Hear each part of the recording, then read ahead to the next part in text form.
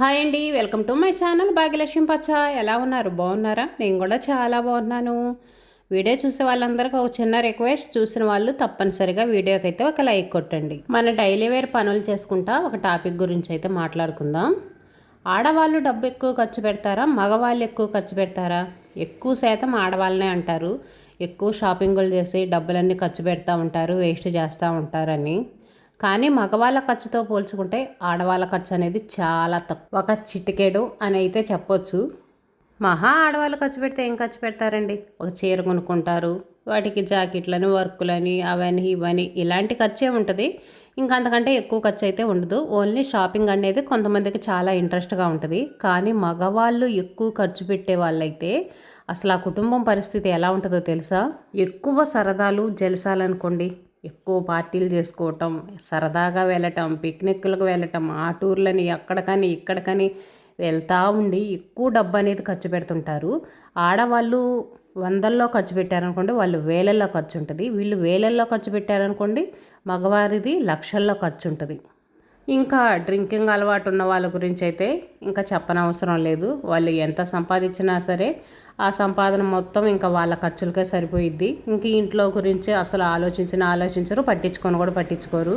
ఇంకా ఇంట్లో నిత్యావసర సరుకులు, పిల్లల స్కూల్ ఫీజులని, ఇంటి అవసరాలని ఇంకా ఏమీ పట్టదనుకోండి.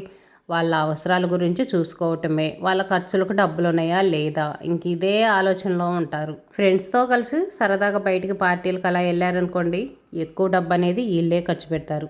నలుగురు ఫ్రెండ్స్ని తీసుకెళ్లారంటే నలుగురు ఫ్రెండ్స్కి డబ్బు అనేది వీళ్ళే ఖర్చు పెట్టుకుంటారు. ఒక్క మనిషి నలుగురికి ఖర్చు పెట్టుకోవాలంటే మామూలుగా ఉంటుందా? కానీ ఇంట్లో పిల్లలకు కానీ భార్యకు కానీ ఏదన్నా కావాలా తీసుకురమ్మంటే మాత్రం పెద్ద గొడవ అయితే చేస్తారు. కానీ వాళ్ళ ఫ్రెండ్స్కి వాళ్ళ ఖర్చులకు మాత్రం ఎంత డబ్బైనా సరే ఖర్చు పెట్టుకుంటారు. డబ్బు అనేది ఎక్కడి నుంచి వచ్చిద్దో వచ్చిద్ది, కానీ ఇంట్లో వాళ్ళ అవసరాలకు మాత్రం డబ్బు అనేది అస్సలుకి రాదు. ఇంకొకటి, మార్కెట్లోకి ఏ కొత్త వస్తువు వచ్చినా సరే వాళ్ళు కొనుక్కోవాల్సిందే. ఆ వస్తువు అనేది వాళ్ళ దగ్గర ఉన్నా కానీ దాన్ని వాడరు కదా. మార్కెట్లోకి కొత్త వస్తువు వచ్చింది, నేను వాడుకునే వస్తువు పాతదైపోయింది, అది తీసేయాలి, నేను కొత్త వస్తువు కొనుక్కోవాలి. ఒక కొత్త ఫోన్ ఏదైనా వచ్చిందనుకోండి, వీళ్ళ దగ్గర ఫోన్ ఉంది ఆల్రెడీ, దాన్ని వాడుకుంటానే ఉన్నారు, బాగానే పనిచేస్తుంది. కానీ మార్కెట్లో కొత్త ఫోన్ వచ్చిందిగా, అది తీసుకోవాలి, అది వాడుకోవాలి. ఆ ఫోన్ అనేది ఎంత ఖర్చు అయినా సరే, ఈ ఫోన్ అనేది రిపేర్కి రాకపోయినా సరే, దీన్ని అమ్మేసైనా వేరే వాళ్ళకి ఇచ్చైనా సరే కొత్త ఫోన్లు తీసుకుంటారు. పని అయితే ఏం చేయరు, కానీ ఇంట్లో వాళ్ళ మీద పెత్తనాలు అయితే మాత్రం బాగానే చేస్తారు. కొంతమంది ఏమో సంపాదించి ఖర్చు పెట్టుకుంటారు, కొంతమంది సంపాదించుకోకుండా ఇంట్లో వాళ్ళు కష్టపడి పనిచేసి సంపాదించుకొని దాచిపెట్టుకున్న డబ్బులు కూడా దౌర్జన్యంగా తీసపోయి వాళ్ళ అవసరాలకు ఖర్చు పెట్టుకుంటూ ఉంటారు. ఇంట్లో మనం ఎంత రుచిగా వండి పెట్టినా కానీ తినటానికి వాళ్ళకి దిగదు. ఇంట్లో అసలుకి ఆకలి అవ్వదనుకోండి, ఏమి తినరు. కానీ బయట ఫుడ్ మాత్రం చాలా రుచిగా ఉంటుంది. ఎందుకంటే ఎక్కువ డబ్బులు ఖర్చు పెట్టి తింటాం కదా, అందుకని చాలా రుచిగా ఉంటుంది. ఎక్కువ శాతం బయట తింటానే ఉంటారు. బిర్యానీలని, చికెన్లని, ఫాస్ట్ ఫుడ్లని, అవని ఇవని ఎక్కువ శాతం బయటే తింటారు. ఇంట్లో వండినా సరే తిననే తినరు. బయట ఫుడ్ తినాలంటే ఎంత డబ్బు ఖర్చు అయిపోయింది? కనీసం రోజుకి 200-300 ఖర్చు అవుతాయి. అదే ఖర్చు లేకుండా చక్కగా ఇంట్లో వండిన ఫుడ్ తిన్నారనుకోండి, ఎంత డబ్బు ఆదా చేసుకోవచ్చు. సరదాగా జలసాగా తిరగటానికి బైకులు అయితే కావాలి. ఇంట్లో పాల బిల్లు కట్టడానికి డబ్బులు అయితే ఉండవు, కానీ పెట్రోల్ కొనుక్కోవడానికి మాత్రం వందలకు వందలు, వేలకు వేలు డబ్బులు అయితే వస్తాయి. ఇంట్లో పిల్లలకి స్కూల్ ఫీజులు కట్టడానికి డబ్బులు అయితే ఉండవు, కానీ వీళ్ళకి బైకులు కొనుక్కోవడానికి, కార్లు కొనుక్కోవడానికి డబ్బులు మాత్రం కుప్పలు కుప్పలు వస్తాయి. రోజు వాడుకునే బైక్ పాతదైందనుకోండి, దాన్ని రిపేర్ చేయించి మళ్ళీ వాడుకోరు. దాన్ని ఎంతైనా సరే అమ్మేయటమో, వేరే వాళ్ళకి ఇచ్చేయటమో, కొత్త బైకులు తీసుకోవటము. లేటెస్ట్గా వస్తాయి కదా కొత్త బైకులు, హీరో హోండాలని, అవని ఇవని. అవి కాదండో, ఇప్పుడు కొత్తగా వస్తున్నాయి కదా బుల్లెట్ అని, అవని ఇవని, అవైతే తీసుకుంటా ఉంటారు. ఏదో పెద్ద పనున్న వాళ్ళు, పెద్ద పెద్ద జాబులు చేసే వాళ్ళలాగా ఉదయాన్నే నిద్రలేస్తారు, స్నానాలు చేస్తారు, పూజలు మాత్రం చేస్తారండి. వీళ్ళు చేసే పనులు ఎట్లా ఉన్నా, ఖర్చులు ఎలా పెట్టినా సరే దేవుడికి మాత్రం పూజలు బ్రహ్మాండంగా చేస్తారు. చక్కగా బొట్టు పెట్టేసి వైట్ అండ్ వైట్ వేసుకుంటారు. ఇస్త్రీ చేపించిన బట్టలు మళ్ళీ బట్టలను అలగకూడదు, అంత డీసెంట్గా రెడీ అవుతారు. ఇంకా ఊరి మీద బలాదూరుగా తిరగటానికైతే వెళ్తుంటారు. ఒక్కొక్కరు ఒక్కొక్క టైపు మనస్తత్వంతో ఉంటారనుకోండి. ఎక్కువ ఖర్చులు పెడతా సంపాదన లేని వాళ్ళు, అలాంటి హస్బెండ్ దొరికితే ఆ వైఫ్ జీవితం మాత్రం నరకమేననుకోండి. వాళ్ళని ఎక్కువ టార్చర్ పెడతా ఉంటారు. వీళ్ళు పని చేయరు, సంపాదించరు, కానీ ఖర్చులు మాత్రం ఎక్కువ పెడతా ఉంటారు. ఇంట్లో పరిస్థితి ఎలా ఉందని ఇంట్లో వాళ్ళ గురించి అసలు పట్టించుకోరు. ఆడవాళ్ళు ఏదన్నా పని చేసి సంపాదించుకొని కాసిన కూసిని దాచిపెట్టుకున్నారనుకోండి, అవి కూడా తీసుకొని సరదాగా ఖర్చులు పెట్టుకుంటూ ఉంటారు. లేకపోతే బయట ఎక్కడ దొరికితే అక్కడ అప్పులు చేయటం, వాళ్ళకేదో మాయమాటలు చెప్పటం, ఆ అప్పులు తీర్చకుండా వాళ్ళని వెంట తిప్పుకోవటం, కొన్నాళ్ళ తర్వాత ఇంకొకళ్ళ దగ్గరికి వెళ్ళటం, వాళ్ళ దగ్గర అప్పులు చేయటం, ఆ డబ్బులన్నీ సరదాగా ఖర్చులు పెట్టుకోవటం, ఇలా ఎక్కడ దొరికితే అక్కడ ఎవరి దగ్గర పెడితే వాళ్ళ దగ్గర అప్పులు చేయటం, వాళ్ళ అవసరాలు తీర్చుకోవటం. ఇంకా ఆ డబ్బులు ఇచ్చిన వాడికి మాత్రం చుక్కలు చూపిస్తారనుకోండి. వీళ్ళకైతే ఇంట్లో ఇంకా ఎవరి భయం ఉండదండి, ఇష్టారాజ్యం. వీళ్ళే కదా ఇంటికి యజమాని, వీళ్ళు చెప్పినట్టే అందరు వినాలి కాబట్టి ఇంకా వాళ్ళ ఇష్టం, వాళ్ళకి చెప్పేవాళ్ళు ఎవరు ఉండరు. ఎవరన్నా చెప్పినా సరే వినరు, వాళ్ళ మీద తిరిగి దౌర్జన్యం చేస్తారు. అదే ఆడవాళ్ళు అనుకోండి, మహా ఏం ఖర్చు పెడుతుంటారు, ఏదో చీరలు కొనుక్కుంటారు, 1000 2000, అంతకంటే ఎక్కువైతే ఖర్చు పెట్టరు. ఒకవేళ వాళ్ళు ఖర్చు పెట్టాలన్నా వాళ్ళకి ఎన్నో ఆంక్షలు, కండిషన్లు, ఇంట్లో వాళ్ళందరికీ భయపడాలి. ఈ వస్తువు కొంటే మా ఆయన అరుస్తాడేమో, మా అత్తగారు తిడతారేమో, వాళ్ళు ఏమంటారు వీళ్ళు ఏమంటారు, మనీ ఎక్కడి నుంచి తీసుకురావాలని అనేక ఆలోచనలు ఉంటాయి. ఒకవేళ వాళ్ళు కష్టపడి పనిచేసి ఏదైనా వస్తువు కొనుక్కోవాలనుకున్నా జీతం డబ్బులు నీకు అంత రావాలిగా, తగ్గిని ఏం కొన్నావు, ఏం ఖర్చు పెట్టావు, దుబారా ఖర్చులు పెట్టావా, అవి కొన్నావు ఇవి కొన్నావని అనేక ఆంక్షలు. కొంతమంది మగవాళ్ళని చూస్తామండి, అసలుకి వాళ్ళకి ఎటువంటి బాధ్యతలు ఉండవు, ఏ బాధ్యతలు లేకుండా తిరుగుతూ ఉంటారు. ఇంట్లో భార్య గురించి కానీ పిల్లల గురించి కానీ అస్సలు పట్టించుకోరు. కొంతమంది మరీ తాగుబోతుల్లాగా ఉంటారు, ఎప్పుడు తాగుతూనే ఉంటారు, తిరుగుతూనే ఉంటారు, వాళ్ళకి ఏ బాధ్యత ఉండదు. ఇలాంటి వాళ్ళు అసలు పెళ్ళెందుకు చేసుకుంటారు, పిల్లలు ఎందుకు వీళ్ళకి అనిపించిద్ది. అలాంటి వాళ్ళని చూస్తుంటే ఇలాంటి వాళ్ళు నిజంగా భూమికి భారమే కానీ వీళ్ళ వల్ల ఎటువంటి ప్రయోజనం ఉండదు. ఇంకా వాళ్ళ కుటుంబ సభ్యులకు నష్టం తప్పనిచ్చి ఎటువంటి లాభం అయితే ఏమీ ఉండదు. అందుకే మన మధ్యతరగతి వాళ్ళం ఎన్ని సంవత్సరాలైనా ఎంత డబ్బు సంపాదించినా ఇంకా ఈ మధ్యతరగతిలోనే నలిగిపోతున్నారు. డబ్బు కనిపించిందంటే దాన్ని ఖర్చు పెట్టుకోవటమే కానీ పొదుపు చేసి దాచిపెట్టుకునే అలవాటైతే ఉండదు. ఖర్చు పెట్టుకుంటుంటే ఎంత డబ్బైనా ఖర్చు అయిపోయిద్ది. కూర్చొని తింటే కొండలైనా కరుగుతాయి.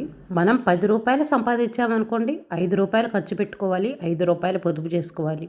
రేపు మనం దాచిపెట్టిన 5 రూపాయలే మన అవసరాలకు ఉపయోగపడతాయి, మన పిల్లల అవసరాలకు ఉపయోగపడతాయి, మన ఇరుగు పొరుగు వాళ్ళ అవసరాలకి ఉపయోగపడతాయి. అదే దాచుకోకుండా ఉన్న డబ్బులన్నీ ఖర్చు పెట్టుకుంటా ఇంకా సంపాదించిన దానికంటే ఎక్కువ ఖర్చులు పెడతా అప్పులు చేస్తూ ఉంటే ఉన్న ఆస్తులు అమ్ముకోవాల్సి వచ్చింది. ఒకరి ముందు చెయ్యి చాచి తల ఉంచుకొని బతకాల్సిన పరిస్థితి వచ్చింది. కొత్త సినిమాలు రిలీజ్ అయినాయి అంటే సరే వెళ్ళాల్సిందే. ఆ టికెట్ ధర ఎంత ఉన్నా సరే మనం కొనుక్కొని ఫస్ట్ షోకి వెళ్ళాలి. ఇప్పుడు ఏ సినిమా అయినా సరే ఒక 10 రోజులు, ఒక 20 రోజులు పోయిన తర్వాత చక్కగా టీవీలకు వస్తున్నాయి, ఫోన్లోకి వచ్చేస్తున్నాయి, చక్కగా చూడవచ్చు.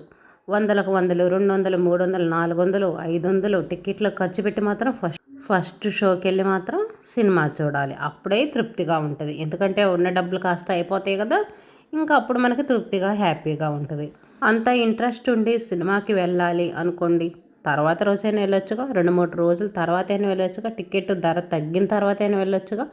వేలు ఖర్చు పెట్టుకొని వెళ్ళాల్సిన అవసరం ఏముంది. కొంతమంది అయితే ఫేవరెట్ హీరో సినిమాకి అలా వెళ్తారు, కొంతమంది అయితే ఏ సినిమాకైనా సరే వెళ్ళాల్సిందే, ఫస్ట్ షోకి వెళ్ళి చూడాల్సిందే. ఇంకా పేకాట పిచ్చులు అలాంటివి ఉన్నాయి అనుకోండి, ఇంకా చెప్పనవసరం లేదు. వాటిల్లో ఎన్ని డబ్బులైనా సరే ఖర్చు పెడతారు, ఎన్ని డబ్బులు పోతున్నా సరే ఇంకా ఆడుతూనే ఉంటారు. పోలీసులు వచ్చి పట్టుకొని భర్త పూజలు చేసినా సరే మారరు. మళ్ళీ వచ్చిన తర్వాత మళ్ళీ యథామాములు స్టార్ట్ చేస్తారు. ఈ మధ్య కొత్తగా ఏమొచ్చింది, ఫోనుల్లో ఆటలాడటాలు, ఫోనుల్లో బెట్టింగ్లు, ఫోన్లో గేమ్లు ఆడటాలు, ఇంకా మొత్తం ఫోనుల్లోనే ఆ గేమ్లు ఆడి బెట్టింగులు పెట్టేసి లక్షల అప్పులు అనుకోండి. మాకు తెలిసిన వాళ్ళైతే ఒకళ్ళు చక్కగా పెళ్ళయింది, వాడికి ఏదో 1,00,000 రూపాయలు, 50,000 60,000 జాబు. ఆ వచ్చిన జాబ్ చేసుకుంటా ఫ్యామిలీతో హ్యాపీగా ఉండొచ్చు కదా. పిల్లలు, ఇల్లు, సంసారం అనేది ఉన్నంతలో హ్యాపీగా ఖర్చు పెట్టుకుంటా హ్యాపీగా బతికేయచ్చు కదా. అలా కాదు, అతి ఆశకు పోయి డబ్బు అనేది ఎక్కువ సంపాదించాలని చెప్పేసి ఫోనుల్లో ఏదో గేమ్లంట, బెట్టింగ్లంట అవన్నీ ఆడేసి తాహతకు మించి అప్పులైతే చేశారు. ఒకసారి అప్పులు చేస్తే ఇంకా పాపం ఫ్యామిలీ మెంబర్స్ ఉంటారు కదా, ఎన్ని అప్పులు చేసినా పిల్లల కోసమని ఫ్యామిలీ కోసమని తప్పదు కదా, ఏదో ఆస్తులు అమ్మేసి ఆ అప్పులన్నీ తీర్చేశారు. బాగానే ఉంది, ఇప్పటికైనా బుద్ధి తెచ్చుకొని చక్కగా ఉండొచ్చుగా. ఎలా ఉంటారు, ఉండరు కదా. చక్కగా ఉండి పేరెంట్స్ చెప్పిన మాట వింటే బాగుపడతారు కదా, అలా ఉంటే ఎట్లా అసలుకి? కొన్ని నెలల పాటు అలాగనే ఉండేసి తర్వాత మళ్ళీ ఏదో మామూలు మళ్ళీ బెట్టింగులు ఫోన్లో ఆటలాటాలు అయ్యి అని స్టార్ట్ చేశారు. మళ్ళీ ఏమైంది, బోలెడన్ని అప్పులు. ఆ అప్పులన్నీ తీర్చాలి. ఇంట్లో వాళ్ళకి చెప్తే ఒకసారి అప్పులు తీర్చున్నారు కదా, రెండోసారి తీర్చాలంటే ఒప్పుకుంటారా? ఒప్పుకోరు. మరి దానికి ఏంటి పరిష్కారం, ఏం చేయాలి? ఇటు అప్పులు తీర్చలేక, ఇంట్లో వాళ్ళకి చెప్పుకోలేక నెక్స్ట్ దారి ఏమిటి? ఇంకా సూసైడ్ వైపు వెళ్తారు. వాళ్ళకేమి వాళ్ళు పోతారు. ఇంకా ఉన్న వాళ్ళే కదా తర్వాత బాధపడేది. వాళ్ళు ఎంత బాధపడతారు, ఎంత ఇబ్బందులు పాలవుతారు.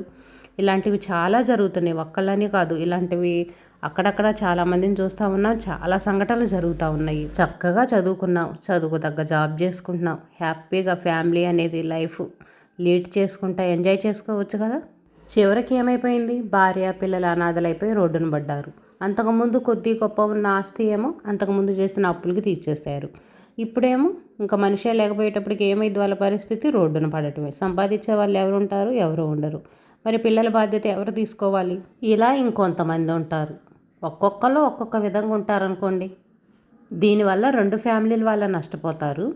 కొడుకుని పెంచి పోషించి బాగా చదివించి ముసలి వయసులో వాళ్ళని చూసుకుంటాడు అనుకుంటే ఇలా అప్పులు చేసేసి మధ్యలోనే అన్యాయం చేసి వెళ్ళిపోతాడు. వాళ్ళని ఒంటరి వాళ్ళని చేస్తాడు.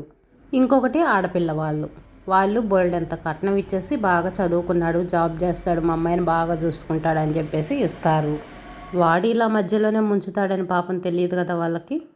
దీనివల్ల వీళ్ళు నష్టపోతారు. కూతురు బాధ్యత, కూతురు పిల్లల బాధ్యత ఇంకా వీళ్ళే తీసుకోవాల్సి వచ్చింది. బాధ్యతలన్నీ తీరిపోయి హ్యాపీగా వృద్ధాప్యంలో ఏదో ఒక ముద్ద తిని హ్యాపీగా లైఫ్ గడిపేద్దాం అనుకుంటారు. కానీ మళ్ళీ జీవితం మొదటికే వచ్చేసింది. మళ్ళీ బాధ్యతలన్నీ వీళ్ళ నెత్తిన పడతాయి. మరలా పిల్లల్ని చదివించటాలు, పెద్ద చేయటాలు, వాళ్ళకి పెళ్ళిళ్ళు చేయటాలు, ఇంక ఈ బాధ్యత మొత్తం మళ్ళీ మొదటి స్థానానికే వచ్చేసింది. అసలు ఫోన్లో ఈ గేమ్లు, బెట్టింగ్లు అనేవి ఇలాంటివి అసలు తీసేయాలి, ఫోన్లో ఉంచకూడదు. దీనివల్ల చాలామంది జీవితాలు కోల్పోతున్నారు, చాలా నష్టపోతున్నారు. ఇలా ఉంటాయండి మగవాళ్ళ ఖర్చులు, వాళ్ళ జలసాలు, వాళ్ళ అప్పులు. ఆడవాళ్ళది ఏముందండి, ఎంత ఖర్చు పెడతారు వీళ్ళతో పోల్చుకుంటే ఏమోలా. ఇదేనండి ఈరోజు వీడియో నచ్చితే లైక్ చేయండి, షేర్ చేయండి, సబ్స్క్రైబ్ చేసుకొని కామెంట్ పెట్టండి.